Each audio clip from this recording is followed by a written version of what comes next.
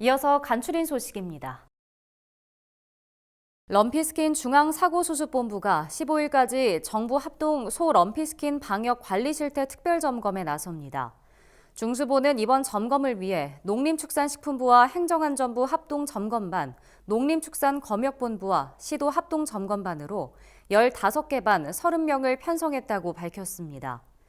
이에 따라 럼피스킨이 발생한 위험지역 등 9개 시도 32개 시군을 대상으로 특별 점검을 실시할 방침입니다.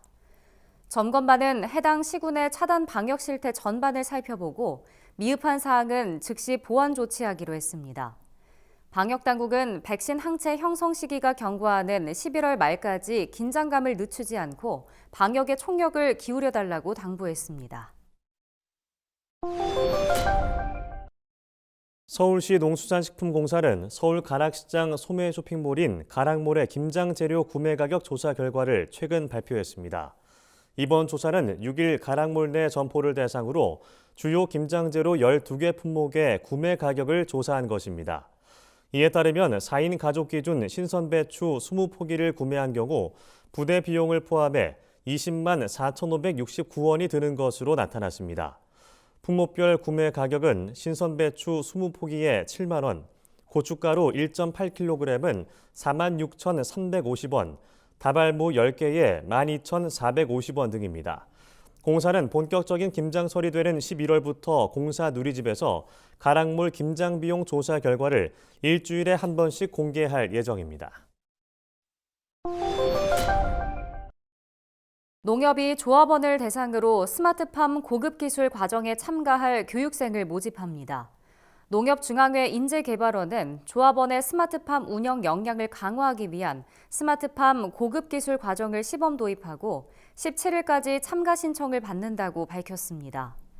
이번 교육과정은 2개 기수로 운영되며 기수당 25명씩 총 50명을 모집합니다.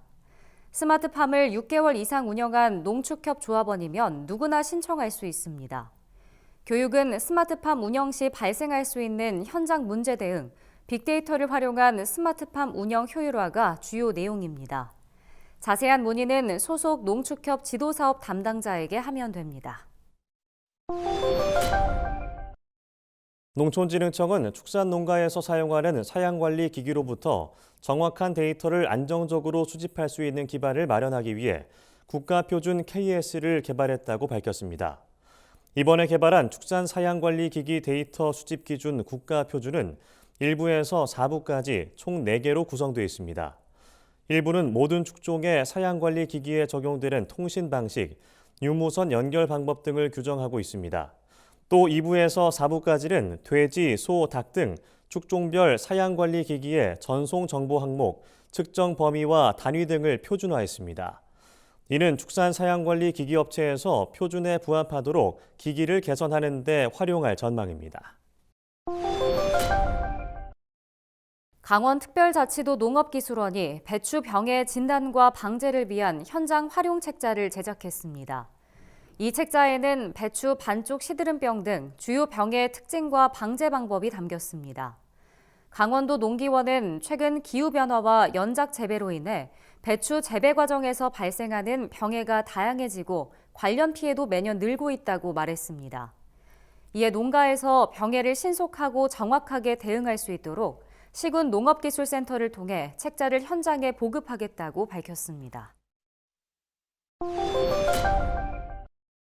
전남 강진군이 도시 인구 유입을 위해 빈집을 수리하고 연말부터 월 10,000원의 파격가에 임대하기로 했습니다. 이 같은 빈집 리모델링 사업은 소유주가 빈집을 무상으로 강진군에 임대하면 장기로 5년 임대 시 5천만 원 등의 리모델링 사업비를 지원합니다. 강진군은 11월 기준으로 임대할 빈집 42가구를 선정해 필요한 공사와 설계를 실시하고 있다고 밝혔습니다.